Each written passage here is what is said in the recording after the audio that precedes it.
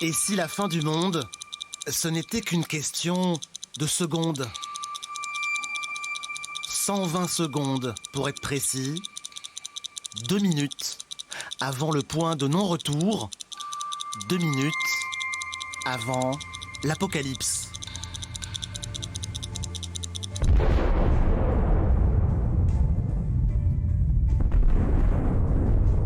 Voici l'horloge de l'apocalypse.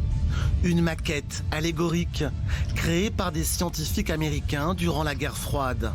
La fin du monde est fixée symboliquement à minuit et cette année, nous en sommes à nouveau très proches. Nous sommes comme les passagers du Titanic. Nous ne voyons pas l'iceberg devant nous, mais nous profitons des bons repas et de la musique. Nous considérons comme normal un monde où les risques de guerre nucléaire et de changement climatique sont plus présents que jamais et ne sont pas résolus de façon efficace. 2 minutes avant la fin, le même délai qu'au début des années 50, quand États-Unis et URSS faisaient exploser leurs bombes à hydrogène. 2 minutes, 5 de moins qu'en 1962, en pleine crise des missiles à Cuba. 5 de moins qu'en 1984, quand Ronald Reagan lance le programme de défense spatiale Star Wars. Dans l'avenir, qui contrôlera l'espace contrôlera l'avenir de l'humanité.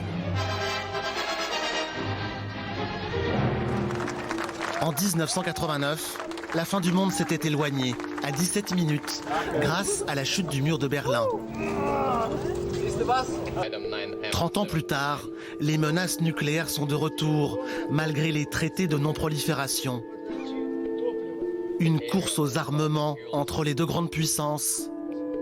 D'un côté, une Russie qui se réarme avec ses nouveaux missiles 9M729, présentés la semaine dernière à Moscou.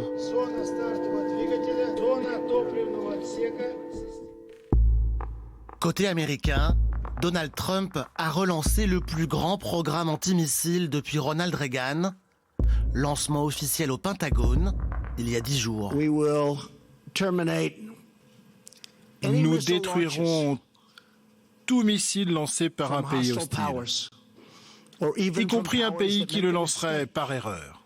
Le monde est en train de changer et nous allons changer beaucoup plus vite que le reste du monde. Les deux géants nucléaires en pleine course et les petits acteurs qui se multiplient. Nouvel entrant dans le club, la Corée du Nord. Côté français, la dissuasion nucléaire, 4 sous-marins, 2 escadrons de chasse est renforcée. Nous devons agir d'abord pour protéger nos intérêts et au premier chef notre sécurité.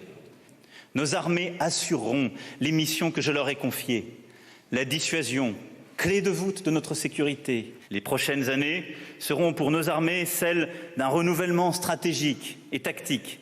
Le budget de modernisation des équipements français liés à la dissuasion sera presque doublé d'ici 2025. Contrairement aux idées reçues, l'arme atomique et l'équilibre de la terreur ne sont pas restés bloqués au XXe siècle.